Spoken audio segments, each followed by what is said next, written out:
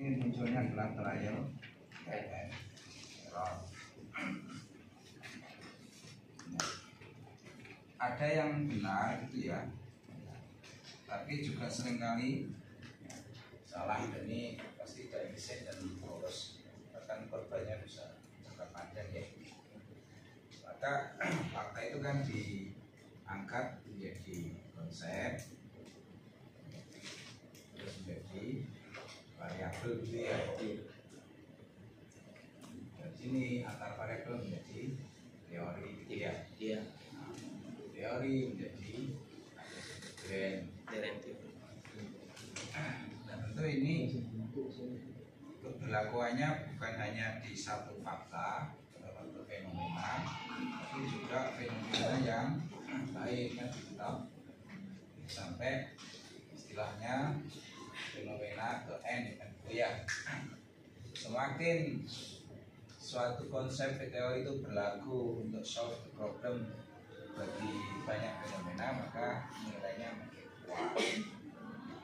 Bahkan bukan hanya antar tempat, antar fenomena, tapi juga secara kronologis kan gitu ya.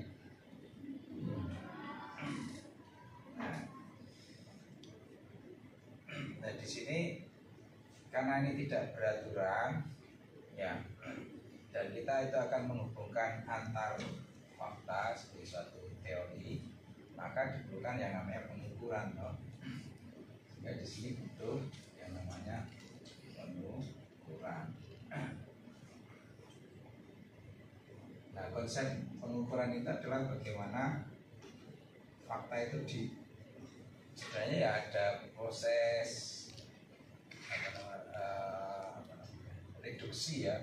Dan sebenarnya fakta itu bisa kita ukur toh, karena fakta yang sebenarnya kompleks itu terus kita tanda kutip kita sederhanakan di konsep di variabel. Di sini kan muncul yang namanya definisi operasional.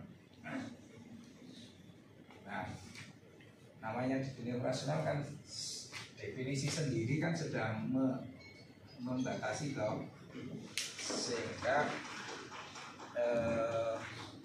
yang dimaksud kecerdasan itu menurut saya dalam ada barangnya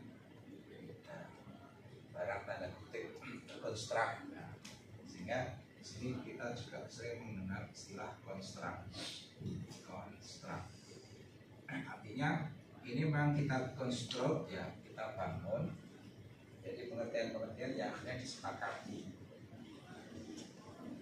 Kalau Anda bilang tadi didebatkan nilai, ya, kita harus berada di posisi mana? Di posisi fenomena fakta atau di posisi konsep konstruk. Nah, seringkali kita itu loss of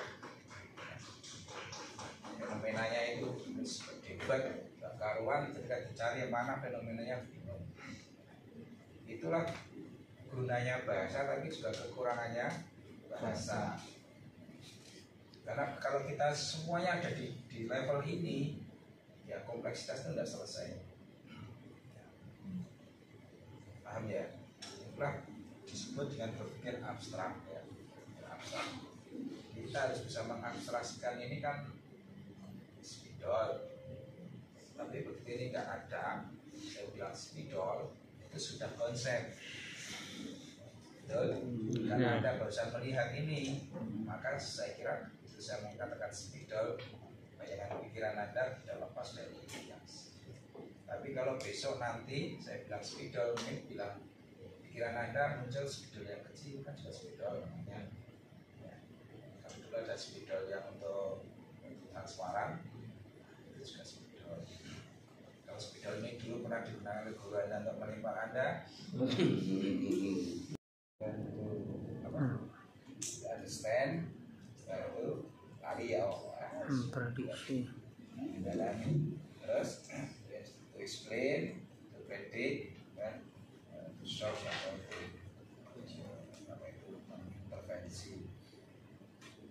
Nah, di sini ilmu itu berkembang, ilmu statistik, kemudian pengukuran, psikometri dan seterusnya.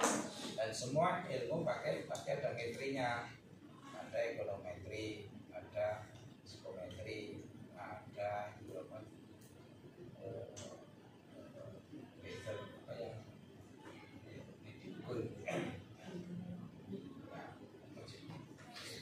titik-titik metrik